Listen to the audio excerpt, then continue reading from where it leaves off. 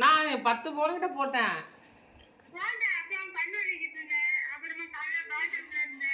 ம் ம் சாப்பிட்டேன். விஜய் ஜெயிச்சிட்டாரு. ஜெயிச்சாச்சு. அதானே உங்களுக்கு 2500 கிடைக்க போகுது. 2500 கிடைக்க போகுது. 500 எக்ஸ்ட்ரா. 1500 எக்ஸ்ட்ரா. 500 எக்ஸ்ட்ரா கிடைக்கும். 1500. ஐயோ அதுதான் எங்க அம்மா ஃபீல் உங்களுக்கு பண்ணாங்க. தான் 60 ஆயிடுச்சே. போட மாட்டாங்களாம். ஓகே. ரேஷன் கார்டில் இருக்க எல்லாருக்கும் தானே போடுறேன்னாரு. அம்மா என்ன தப்பா சொல்றாங்க? இது ரேஷன் கார்டில் மிஷின் 1000 ரூபாய் தானே. மிச்சம் எல்லாருக்கும் 1000 ரூபாவா? இப்போ நான் என்ன கேட்குறேன்னா இப்போ ம்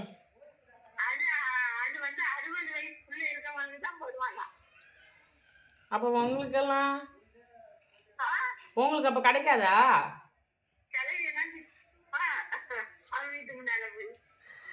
கிடைக்கலன்னா ஒன்றும் பரவாயில்ல, இங்கே தான் வீடு இருக்கு, போய் நின்றுருவோம். எங்க அம்மா அப்படியா போட்டிருக்கான் இல்ல, இனிமே நீங்க போட்டிருக்காரு சொல்லணும். போட்டுக்காரு சொல்றான்னு சொல்லணும். சிஎம் ஆக போறாங்க, போட்டிருக்காரு சொல்லணும். முதலமைச்சர் ஆக போறாரு, நீ மரியாதை இல்லாம பேசக்கூடாது. வீடியோ ரெக்கார்ட் ஆயிட்டு இருக்கு. இன்னும் வீடுங்கிறாங்க. அம்மா தலைவர் ஃபுல்லா பேக்ல போயிட்டாரு. உங்க தலைவர்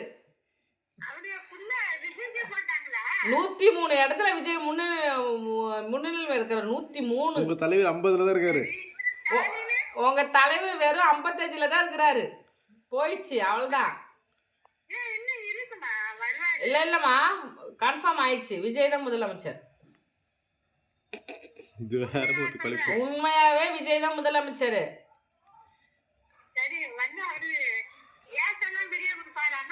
அப்படியா சொன்னாரு?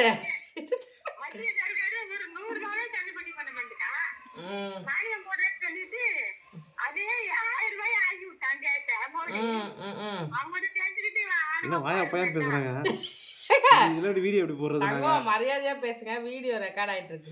ஒரு பிஎம் மரியாதை இல்லாம பேசுறாங்க. சிஎம் அதாவது அவர் அங்க என்ன சொல்றாங்க, விஜய் எல்லா வீட்லயும் இருக்காரு, எல்லா மனசுல இருக்காரு, அவர் எல்லாரும் குடும்பத்திலும் இருக்கிறாரு.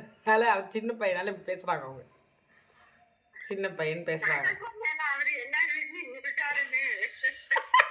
ஒன்னும் விஜய் சின்ன பையன் கிடையாது, உங்களோட 10 வயசு தான் சின்ன பையன். பின்ன 10 வயசு தான். என்ன போய் சொல்றீங்க பாத்தீங்களா? எல்லா போதை பொருள் தான் சொல்றாங்க. என்னமோ அவர் அதுதான் அவர் சொன்னாராமே, போதை பொருள் தான்.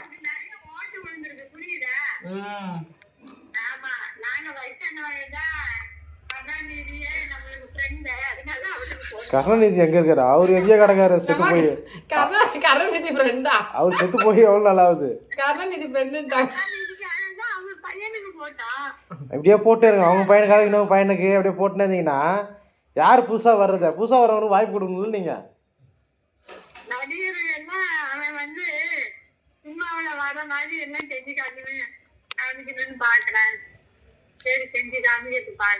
என்ன பண்றது, உன் வயசுல இருக்க எல்லாருமே தான் ஓட்டு போட்டுருக்காங்க. ஆமா, ஃபர்ஸ்ட் இங்க கேளுமா அம்மா.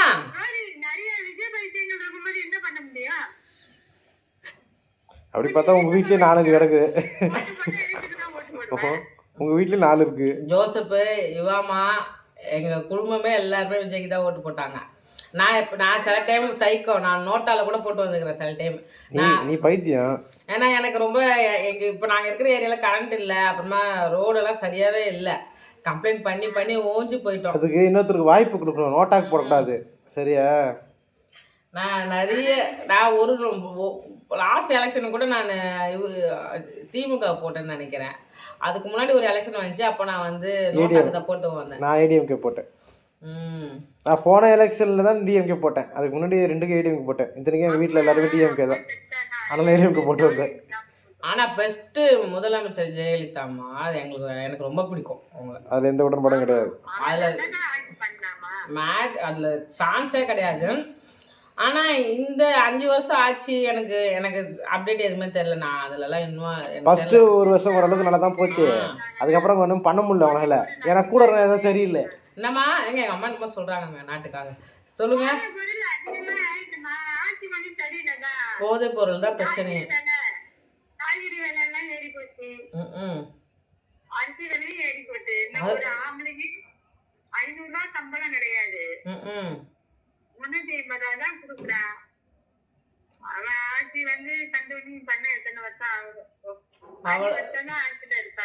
இங்க கேளுங்க, 2வது யார் தெரியுமா இருக்கா? அதிமுக இருக்குது. உங்க எடப்பாடி ஐயா இருக்காரு.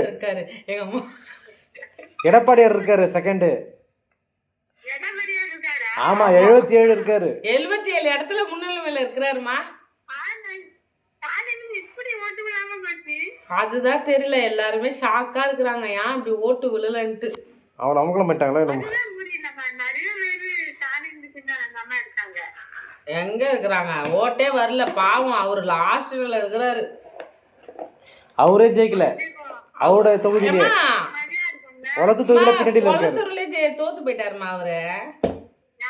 ஸ்டாலின் தான் முதலமைச்சர். அவரு தோத்துட்டாரு இல்லம்மா, வாக்கு பின்னடைவில் இருக்காரு. எவ்வளவு பின்னடைவு இதுல எங்க வர? பாப்போம், இன்னும் நமக்கு டைம் இருக்கு அப்படி சொல்றாங்க எல்லாரும். பாப்போம். வர மாட்டாங்க. சான்ஸே இல்ல.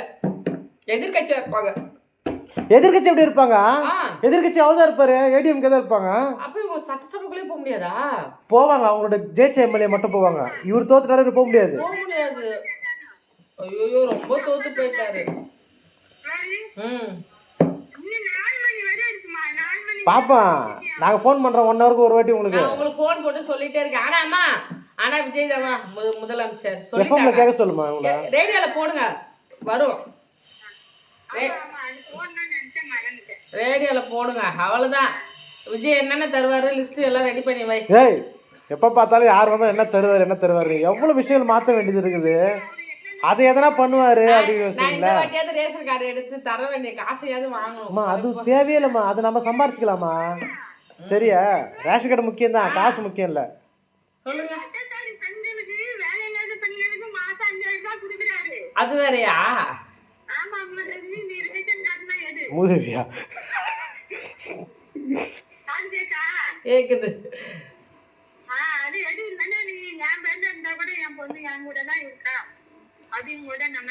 அது எப்படி எடுப்பீங்க? என் பொண்ணு என் பொண்டாட்டி என் கூட தான் இருக்குது. பார்த்து 2 வருஷமா உங்க கூட இருக்குது. போயிடுமா இதனால கதை இருக்குது. சும்மா இருக்க எடுக்கணுமா? எவ்வளவு கொழுப்பு பேரு. இப்படி அதுக்காக இவளுக்கு கல்யாணம் போட்டு வாங்குவாங்களா? கொடுமை பத்தியா? கல்யாணம் ஆகணும்னு சொல்லி 5000 வாங்க சொல்றாங்கம்மா எங்க அம்மா. இது மாதிரி மக்கள் இருந்தா என்னத்த பண்றது? அதான் நீங்க டிஎம்கே ஜெயிக்கணும்னு ஆசைப்பட்டுருக்கீங்க பாத்தீங்களா? அதான் தலையை தோத்துட்டாரு. உங்க தலைவர் தோத்துட்டாரு. போ 53 நிக்கிறாரு.